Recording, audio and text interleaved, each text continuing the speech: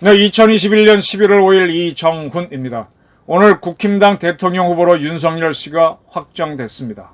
오늘의 제목은 남북한과 여야가 어우러진 가장 치열한 정치 전쟁이 시작됐다. 부제는 윤석열에 대한 경호를 강화해라. 이재명 옥중 출마 가능성에 대비해라. 이렇게 적었습니다. 간단한 예측을 해보겠습니다. 만약에 윤석열 씨가 내년 3월 대선에서 승리하면 민주당은 윤석열 정부를 구성하는 것을 최선을 다해서 방해할 겁니다. 아마 청문회에서 수많은 사람을 탈락시키려고 애를 쓸 겁니다. 그리고 이번에 반드시 북한이 개입합니다. 윤석열 씨가 이번에 발표한 수락연설을 보게 되면 북한에 대한 표현이 없어요.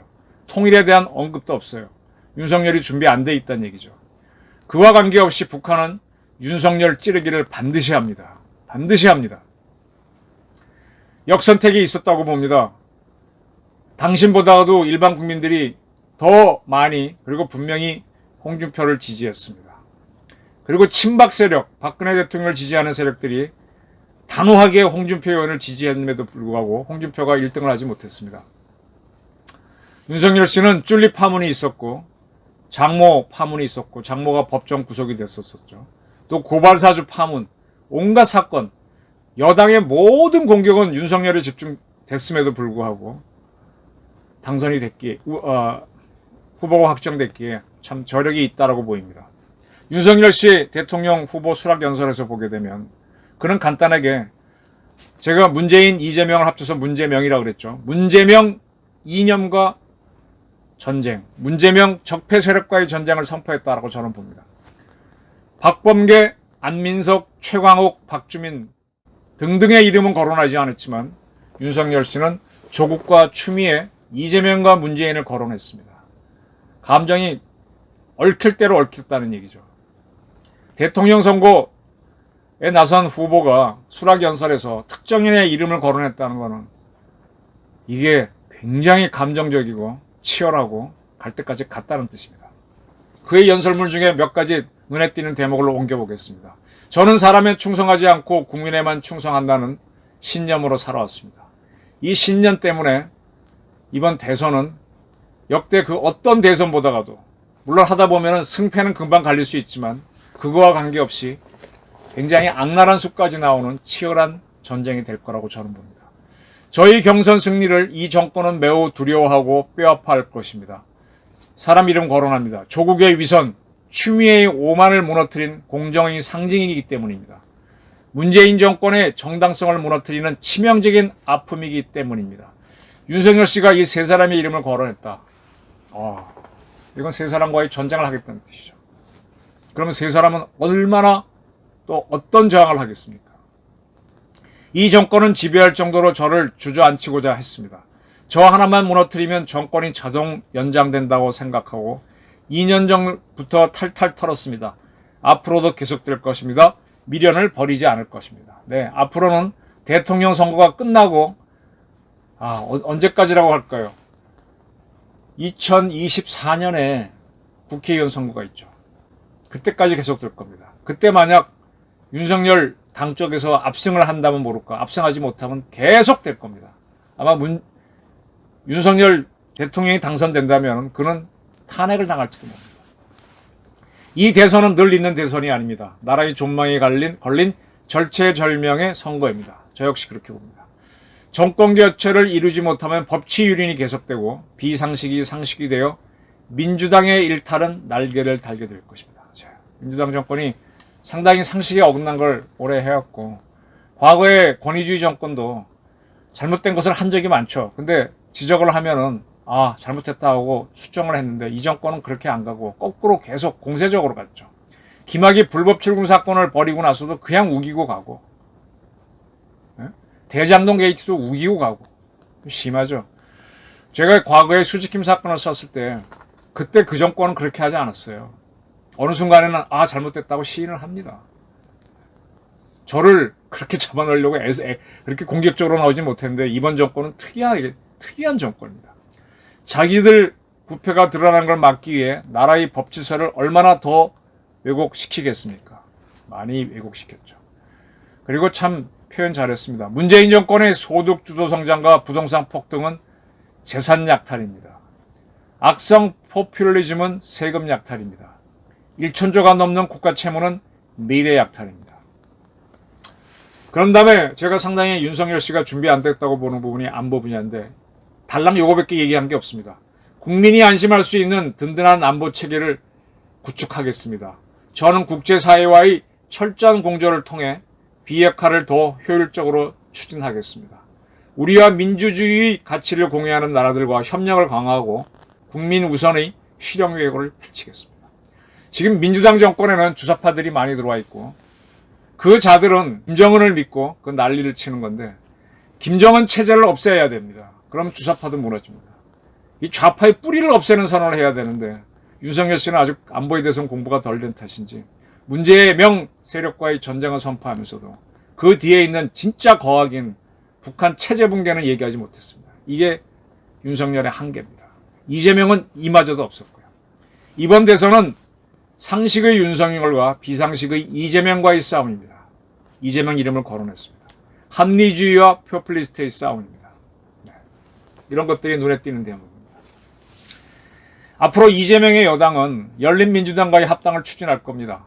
윤미향 등 당이 내보냈던 사람들을 다 받아들여서 똘똘 뭉치려고 갈 겁니다. 그리고 절체절명의 대결로 갈 겁니다. 왜? 윤석열 씨가 이번 대선에서 이겨버리면 민주당도 대당할 거거든요. 지금까지 한계에 있기 때문에. 그리고 우선은 이재명의 구속을 막기 위해서 총력전을 펼칠 거라고 봅니다. 저는 궁금한 게 김호수 씨, 광주 대동고등학교 나왔죠. 그의 선배 겁니다. 송영길 씨인가요? 네, 조금 선배일 겁니다. 송영길 씨가 저랑 비슷하니까 김호수 조금 더 젊으니까 아마 후배일 겁니다. 김호수의 검찰은 이재명을 수사할까요? 그리고 수사를 한다고 할 경우에 문재인과 박광계는 이재명에 대한 수사를 막아낼까요? 이재명이 당선될 것 같다면 최선을 다해서 막겠지. 그러나 가능성이 적다면 어떻게 할까요? 정치가 복잡해집니다. 저는 이재명 씨가 만약에 대장동 게이트로 구속이 된다면 이재명 씨가 상당히 독한 사람이잖아요. 저는 옥중 출마를 할 거라고 봅니다. DJ처럼 탄압받는 정치인 코드로 가면서 그게 또 표를 받는 요소가 될 수 있으니까 역전을 노릴 거라고 봅니다. 이재명 씨가 만약에 구속된다면 어쩌면 호남이 결집할지도 모릅니다. 거꾸로 이재명 지지율이 올라가는 거죠. 설사 당선되지 못해도 이재명은 야권 결집의 중심 인물이 될 수 있죠. 그걸 노릴 수도 있습니다. 그래서 이번 대선은 이재명 구속 여부와 관계없이 매우 치열해집니다. 윤석열 씨가 이 대장동 게이트 때문에 점점 유리해지면 질수록 윤석열 씨의 안전도는 매우 위험해질 거라고 저는 봅니다. 테러 이상의 위협을 당할 수 있다고 봅니다. 윤석열을 우세하면 그의 길을 꺾으려고 하는 시도는 다양한 방법으로 있을 거라고 봅니다. 이번 대선에서 누가 더 우세하느냐에 관계없이 적폐전쟁, 이념전쟁이기 때문에 북한이 개입할 것이고 북한의 조정을 받는 세력이 개입할 것이기 때문에 윤석열에 대한 경호를 강화해라. 저는 이 주문을 꼭 하고 싶습니다. 이재명 씨가 점점 인기도가 떨어져서 대장동 게이트 때문에 구속이 되고 구속된 상태에서 옥중 출마를 선언했는데도 지지도가 떨어지면 저는 민주당에 있는 세력들은 민주당을 우르르 나와가지고 민주당 대통령 후보를 교체하지 못하니까 새 정당을 만들어서 그럼 이재명을 버리는 거죠. 시간이 있으면은 자기네 대통령 후보를 낼 거고 없으면 무소속으로 내가지고 윤석열 세력과 다투려고 할 수도 있다고 봅니다. 그 새로 만드는 정당에는 아마 주사파 핵심 세력들이 다 들어갈 겁니다. 민주당에 숨어있는. 자기들 기득권을 지켜야 되니까. 지금 주사파가 대한민국 정치권에서 교도보를 만들었잖아요. 그 교도보를 뺏기지 않기 위해서 박원순이도 만들어주고 이재명이도 경기도에서 만들어주고 은수미도 만들어주고 지금 지방의회 선거에서 민주당 세력이 석권을 했지 않습니까? 그 교도보를 뺏기지 않으려고 할 겁니다. 그리고 국회에서도 우세를 점하고 있기 때문에 윤석열 세력을 짓누르기 위한 치열한 이념 전쟁이 벌어질 것입니다. 윤석열이 씨가 만약에 대통령 선거에서 이긴다. 그에게 주어진 큰 과제는 그럼 여야가 바뀌었으니까 다수의 야당을 와해시킬 수 있느냐? 그 중에 상당수 세력을 거꾸로 끌고 올 수 있느냐? 국회를 해산시키면 좋겠지만 해산은 불가능할 겁니다. 민주당을 약화시키는 정계 개편을 할 수 있을까요? 그걸 막기 위해서 이재명 씨는 옥중에 가더라도 굉장히 단호한 투쟁을 할 거고, 만약 이재명 씨가 인기가 없어서 새로운 정당을 만든다면 그 세력은 똘똘 뭉칠 겁니다. 거기에 대해서 할 수 있는 거는 지금 김호수 검찰총장 갑자기 바꾸지도 못할 텐데 이 검찰을 통해서 문재명 정권의 적폐를 수사하는 건데 과연 김호수 검찰이 들을지, 수사를 하게 되면 민주당 세력은 가만히 있을지 참으로 복잡해질 겁니다. 그것 또 하나 제가 이번 정치 선거에서 궁금한 게 DJ가 정치권에 등장해서 큰 인물이 되면서 호남이 특정 세력의 처음엔 절대적인 지지였지만 그 후에 보게 되면은 볼모처럼 잡혀버렸습니다. 무조건적으로 특정 세력을 지지하는 그런 지역이 되어버렸습니다. 5.18 때문이겠죠. 5.18 때문에 주사파까지 수용했습니다. 대장동 게이트에도 불구하고 호남은 과연 이재명을 지지할 것인가? 저는 상당히 궁금합니다. 만약에 호남이 이재명은 물론이고 주사파를 버린다면 저는 대한민국이 남북 통일을 할 수 있다고 봅니다.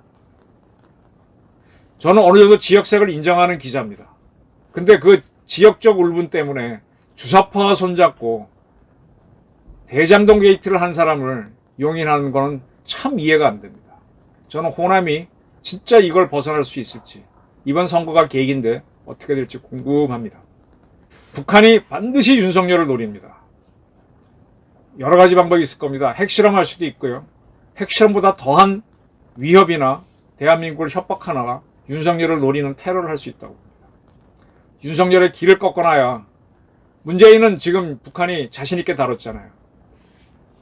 윤석열이 대들면 그 다음 포스트 윤석열은 더 대들 거니까 북한은 반드시 윤석열 길을 꺾을 겁니다. 그래서 think the unthinkable.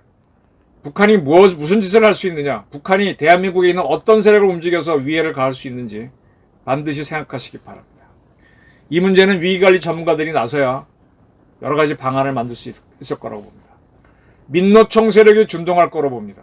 지금 양경수 위원장을 구속했죠. 양 위원장 석방을 요구하는 집회를 아마 가질 겁니다. 지금 위드코리아가 됐으니까 여러 가지 이유로 시위를 할 겁니다. 그러면 구속된 양 위원장 석방을 요구하게 되면 반정권, 반정부 투쟁을 해야 될 텐데 아마 이들은 반윤석열 투쟁을 할 것입니다. 지금 김만배 기자가 불법이 많이 드러났죠.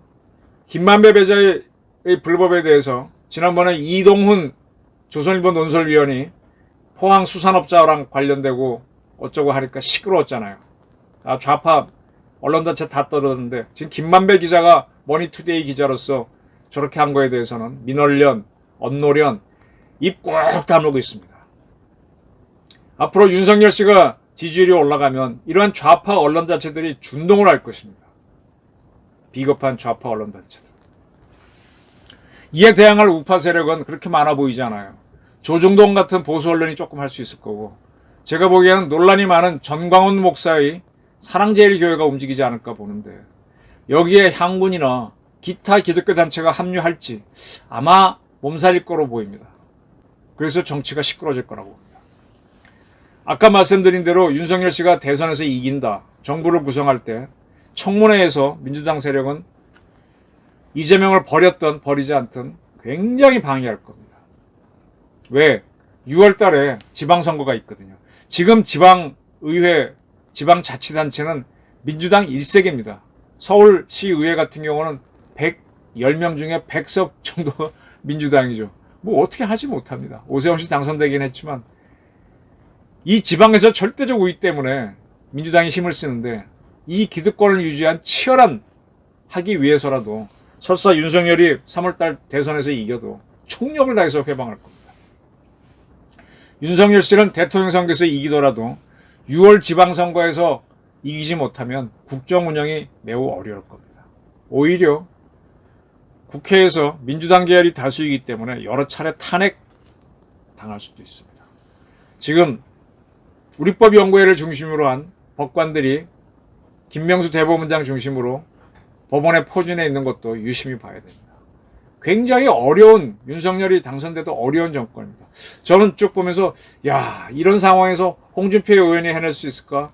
유승민 씨가 당선되면 할까? 원희룡 씨가 할까?